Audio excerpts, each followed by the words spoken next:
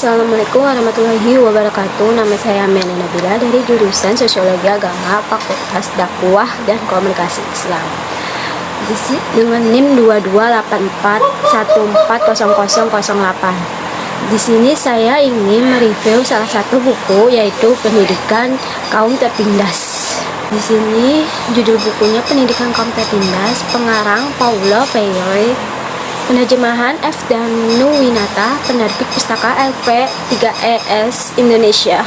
Tempat terbitnya Inggris Raya, tahun terbit 1972, cetakan ke-7 2013. ISBN-nya 978 979 33 3079. Tebal halamannya XXVII plus 21221 halaman. Buku Pendidikan Kaum Tertindas pertama kali diterbitkan tahun 1968 dalam bahasa Inggris dengan judul Pedagogy of the Offshore. Buku ini adalah buku dari pemikiran Paulo Freire tentang bobroknya sistem pendidikan dan bagaimana seharusnya pendidikan itu.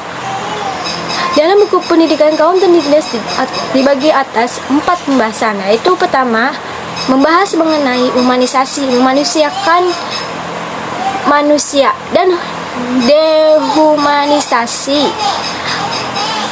yaitu penghilang harkat manusia. Pendidikan kaum tertindas menurut Paulo Freire merupakan usaha untuk mengembalikan fungsi pendidikan sebagai alat yang untuk membebaskan manusia dari berbagai bentuk penindasan dan ketindasan, atau bisa disebut dengan usaha untuk memanusiakan manusia, humanisasi.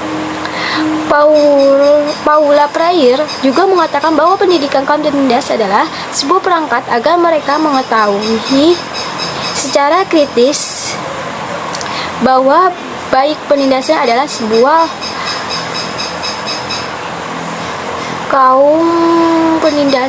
sebuah bentuk pengejauhan dari penghilangan harkat manusia dan humanisasi. Ketika kita memperhatikan masalah humanisasi, justru akan membawa kita kepada masalah yang terjadi, yaitu dehumanisasi.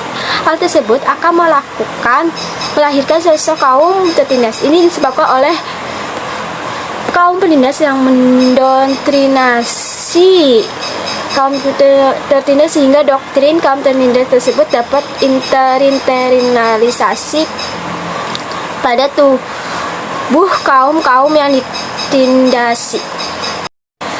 Buku Pendidikan Kaum Tertindas dibagi menjadi 4 bab, yaitu pertama, berbicara mengenai pentingnya pendidikan bagi kaum tertindas untuk menyadarkan kaum tertindas tentang betapa pentingnya merebut kembali hak mereka yang telah dirampas oleh para penindas. Maka dibutuhkannya suatu pendidikan bagi kaum tertindas. Dengan adanya pendidikan ini diharapkan kaum tertindas dapat mengetahui situasi yang mereka hadapi sekarang. Jadi, kesimpulan di atas dapat dikatakan bahwa dalam buku Pendidikan Kaum Tertindas, pemikiran Paulo mengenai pendidikan yang terjadi menurut pengamatannya adalah pendidikan yang menindas, di mana pendidikan dalam hal guru bertindak layaknya seorang penindas. Murid pun secara sadar menjadikan dirinya sebagai orang yang tertindas. Semua itu tidak lepas dari lingkaran sesat yang awalnya telah mulai dan agaknya sulit untuk diputus, di mana orang-orang yang dulunya tertindas dan berbalik menjadi penindas, bukannya mengubah kontradiksi yang terjadi, tetapi malah melestarikannya. Pendidikan dengan konsep bank agaknya benar-benar sebuah realita yang terjadi dalam wajah pendidikan dunia, di mana murid dijadikan sebagai bejana untuk wadah penyimpanan. Guru di sini bertindak sebagai penabung, dan murid merupakan celengannya. Semakin penuh celengannya, maka guru akan semakin senang. Bukan ini tuh intisaris dari sebuah pendidikan. Guru seakan tahu segala hal dan murid layaknya kerbau yang dicocok hidungnya yang dengan patuh mengikuti interaksi guru yang terkesan menindas.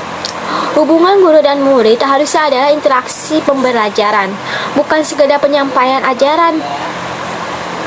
Guru dalam pendidikan harusnya tidak memandang muridnya bodoh, akan tetapi memandang sadar.